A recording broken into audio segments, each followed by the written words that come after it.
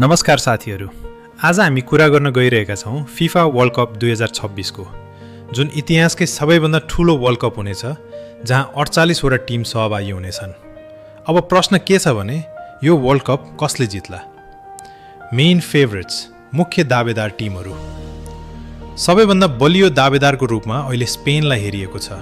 Spain अहिले top फर्ममा छ र धेरै विशेषज्ञहरूले यसलाई फेभरेट मानेका छन्।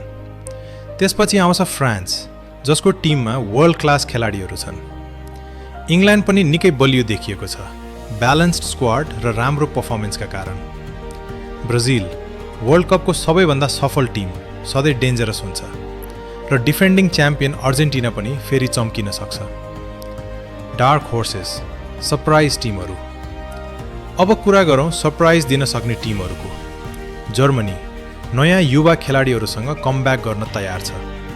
पोर्चुगल, नेदरल्यान्ड्स र मोरोक्को पनि नकआउटमा ठूलो खतरा बन्न सक्छन्। फाइनल प्रिडिक्सन, अन्तिम अनुमान। Winner Spain, runner up France, semifinal England र ब्राजिल। स्पेन अहिले अड्समा पनि टपमा छ, त्यसैले जित्ने सम्भावना बढी देखिन्छ। एन्डिङ, तपाईँको विचार के छ? कुन टिमले वर्ल्ड कप 2026 जित्ला? कमेन्टमा भन्न नबिर्सनुहोस्। लाइक, शेयर र फलो गर्न नभुल्नुहोस्। धन्यवाद।